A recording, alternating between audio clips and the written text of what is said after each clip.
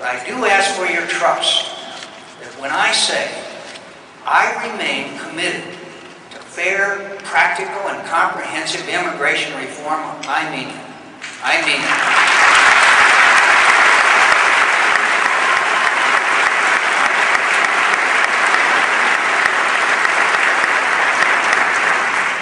And with all due modesty, I think I've earned that trust.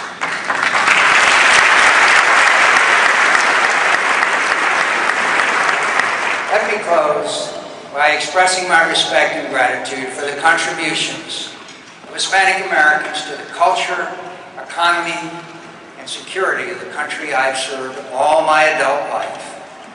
I represent Arizona, where Spanish was spoken before English was.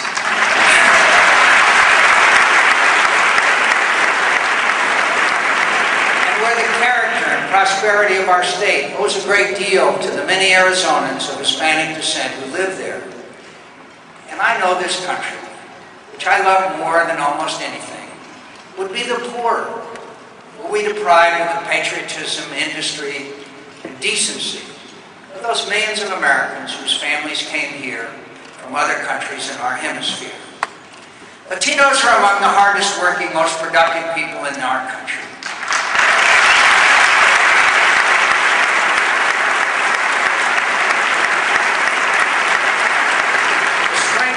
The strength of your religious faith and the strength and closeness of your families are a great force for social stability and individual happiness.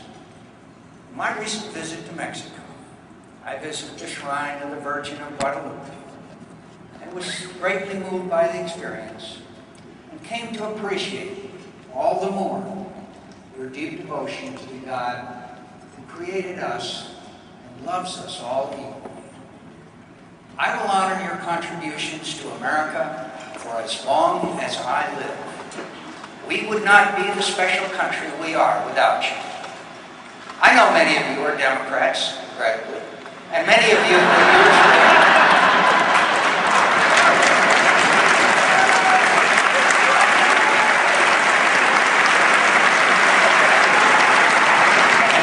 would usually vote for the presidential candidate of that party. I know.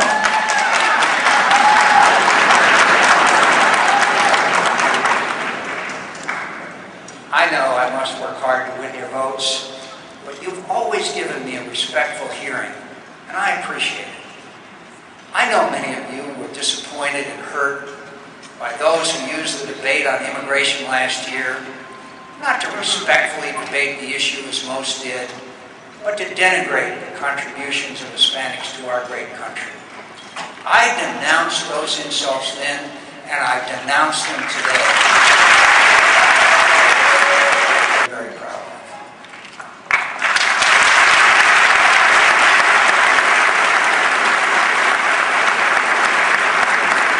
Senator Obama is a fine man and an inspiring public figure. All Americans should be proud of his success. All Americans.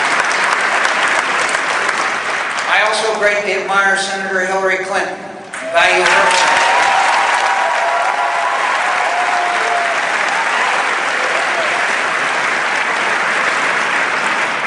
She too would have been a very worthy opponent.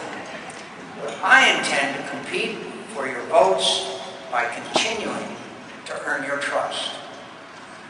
When I was in prison in Vietnam, I, like other of my fellow POWs, was offered early release by my captors.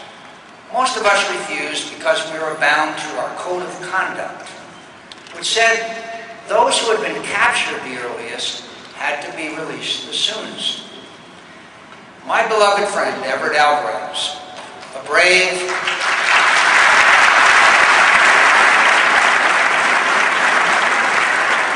American of Mexican descent, had been shot down years before I was, and had suffered for his country much more and much longer than I had.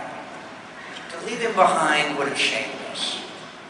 When you take this solemn stroll along that wall of black granite on the National Mall, the Vietnam War Memorial, it's hard not to notice many names such as Rodriguez, Hernandez, and Lopez that so sadly adorn it. When you visit Iraq and Afghanistan, you will meet some of the thousands of Hispanic Americans who serve there, and many of those who risk their lives to protect the rest of us do not yet possess the rights and privileges of full citizenship in the country they love so well. To love your country, as I discovered in Vietnam, is to love your countrymen. Those men and women are my brothers and sisters, my fellow Americans, an association that means more to me than any other. As a private citizen or as your president, I will never, never do anything to dishonor our obligations to them and their families, or to forget what they and their ancestors have done to make this country a beautiful, bountiful, blessed place